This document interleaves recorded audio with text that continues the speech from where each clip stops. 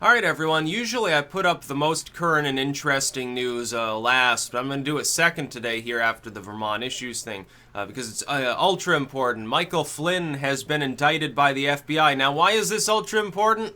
Because millions of people still expect this somehow. Donald Trump and Michael Flynn secretly are the same person, so it affects Donald Trump. No, in reality, it's not as important as many of these people rambling about it really wish it was. Just like with Manafort. When Manafort was nailed to the wall there, when they're like, well, we need to, talk to Manafort, get his testimony and shit. They're like, oh, they started jumping up and down and screeching like a bunch of howler monkeys about how supposedly Trump's, day was coming. The end was nigh for his presidency.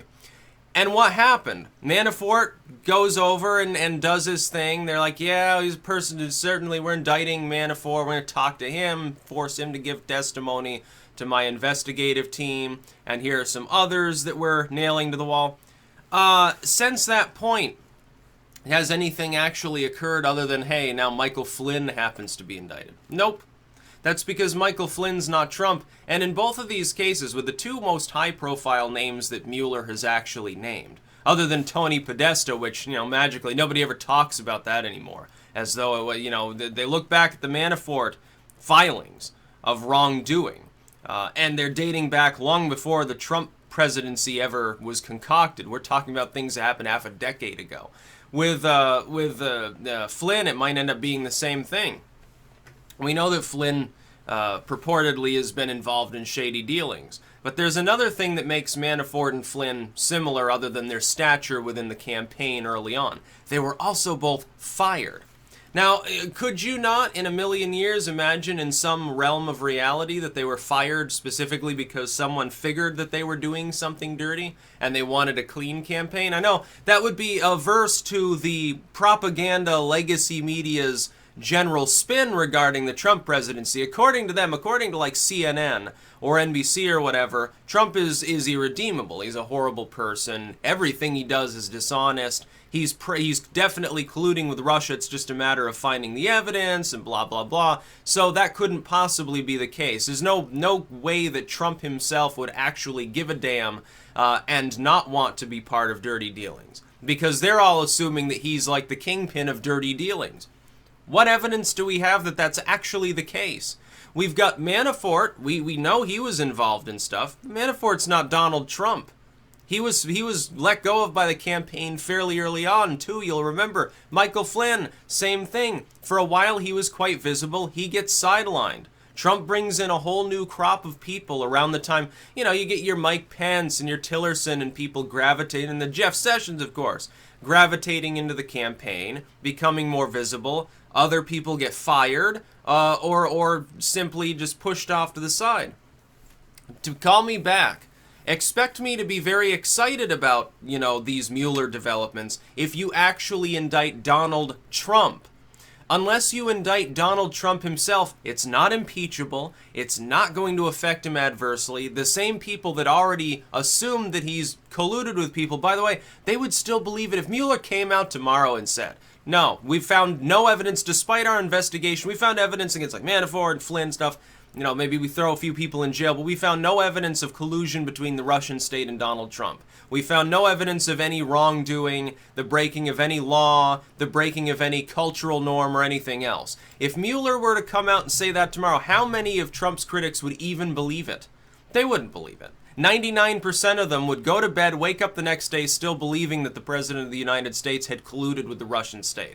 They would just assume that Mueller's investigation was tarnished. Trump threatened him. Trump bribed him. The Russians threatened to launch a nuclear war if Mueller indicted the president. They would make up 1,000 conspiracy theories as to explain Mueller's decision-making process.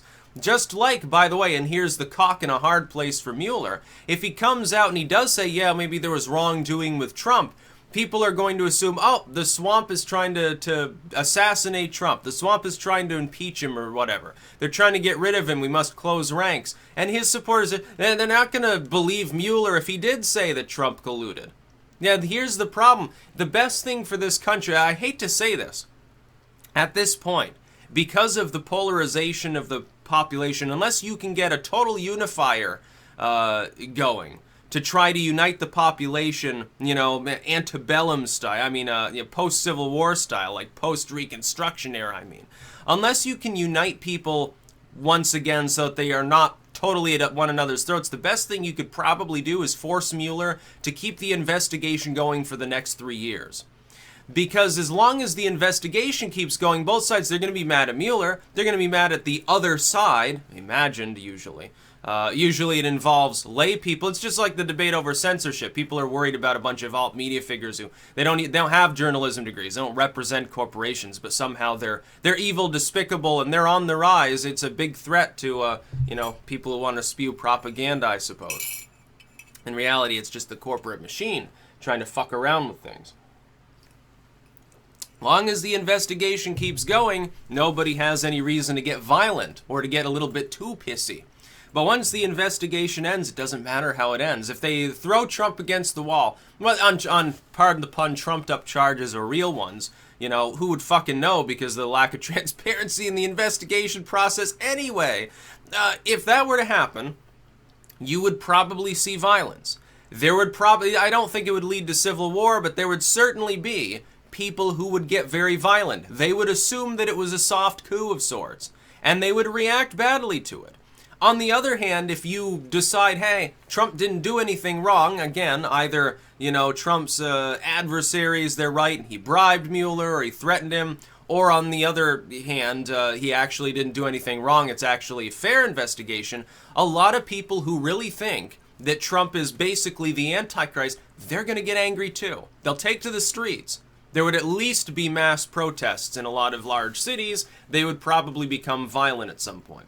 You would have an enormous problem on your hands. I strongly recommend that the government, regardless of what happened, my strong recommendation would be just keep the investigation going. If Trump wins re-election, keep it going another 4. Keep it going forever. Wait until he's out of office, regardless, to disclose anything. Because by then people won't matter. At the very least, if you're going to, say, well, Trump didn't do anything, so we're not going to indict him. You should wait until he's out of office to say that, because then all the anti-Trump people, they'll calm down about it, because Trump will no longer be in office, after 4, after 8 years, whatever. Or maybe it's, President Pence at some point. Maybe Trump has a massive stroke or something. Okay, then, Mueller can come out and say his piece. If the intent would be to indict, you shouldn't do that while he's in office. It's going to be seen by his fans as a coup. That would be really problematic, I think, don't we have enough people at one another's throats? But again, at this juncture, this doesn't change my feelings about Trump. Oh, Flynn lied to the FBI. Who fucking cares? It's Michael Flynn. Like, he's not an individual capable of making his own decisions, however unreasonable and uninformed apparently they may have been. Lying to the FBI is not a great idea. Also, if you look through it, it doesn't seem like what he's lying about is significant. He's talking about his conversation with Russia. Who fucking cares? Again, did Trump know? Did Trump tell him to talk to the Russians? Did Trump instruct him to talk to Russia? If the answer is no, it doesn't have anything to do with the president.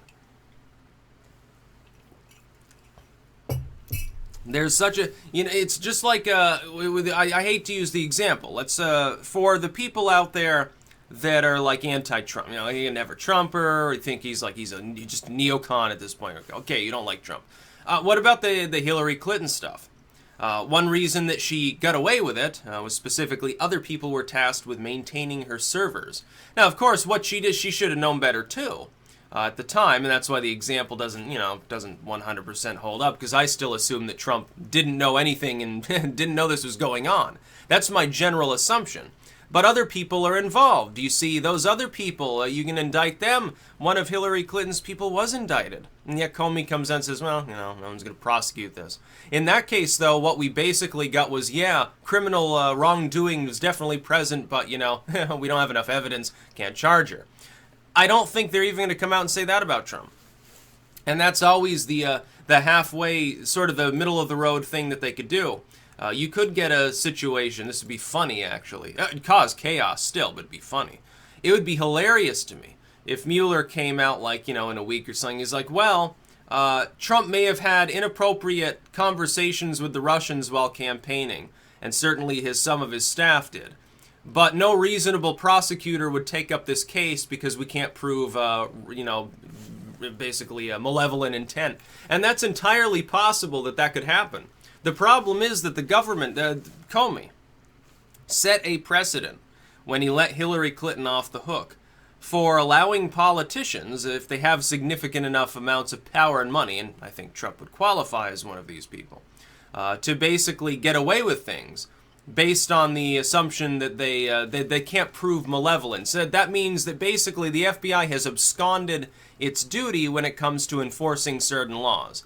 It has absolved itself of having to deal with a situation where they might have to drag someone through, an investigative process and into court that they really don't want to tangle with because the person's just gonna fight back for so long that nothing will ever happen.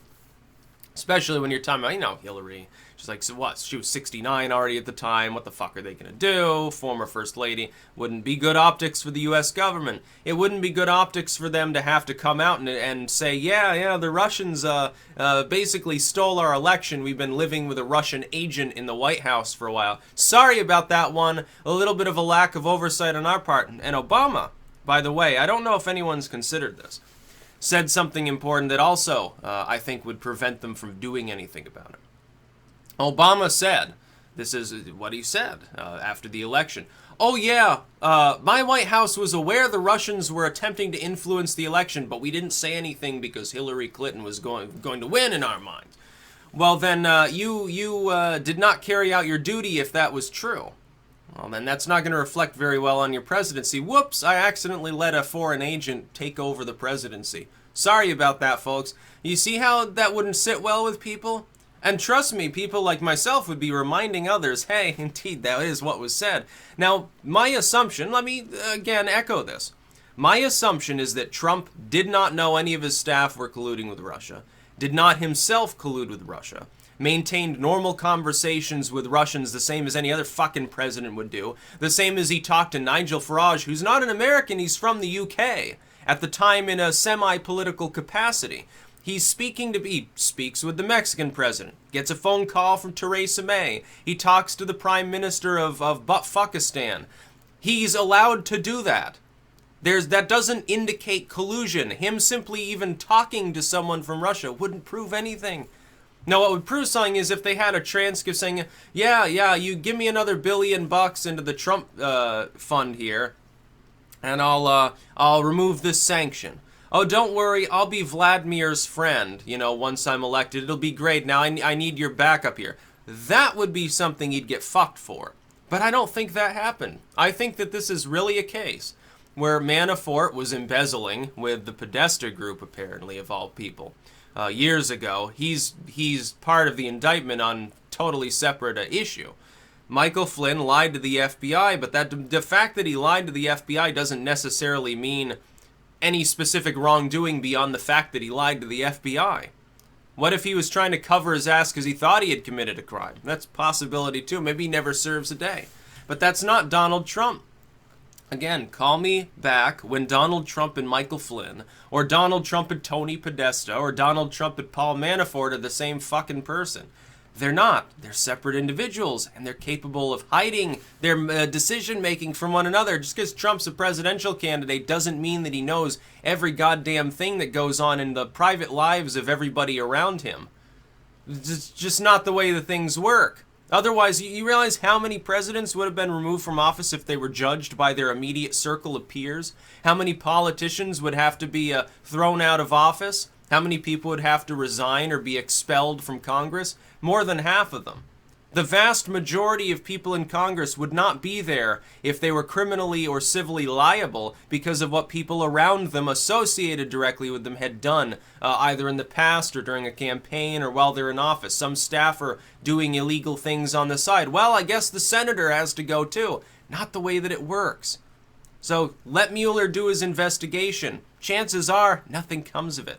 Chances are at some point he's going to come out. I think he should just keep the investigation going because of the hyper-partisan climate in this country. Certainly any sane person can see that there might be a problem. But if he does end up coming out and having to announce yay or nay he's been indicted or whatever, he's going to say nay. I give a 90% chance that Trump escapes scot-free. They'll throw Manafort, Flynn, and a few others into the grinder because in some cases, in Manafort's case, we know he did wrong. It's funny because he was Reagan's advisor, I believe, wasn't he? That doesn't look good for the rhinos in the GOP, all the neocons, let's face it. No wrongdoing will be found. At the very most, they'll say, well, some dubious, maybe fishy shit, but it's not illegal. Yeah, okay, maybe he breached protocol, but he didn't break any laws. It's not an impeachable offense. Too bad, you lose. Quit whining and get back to doing something productive with your life other than pretending that the White House is a soap opera. That's about all. Peace out.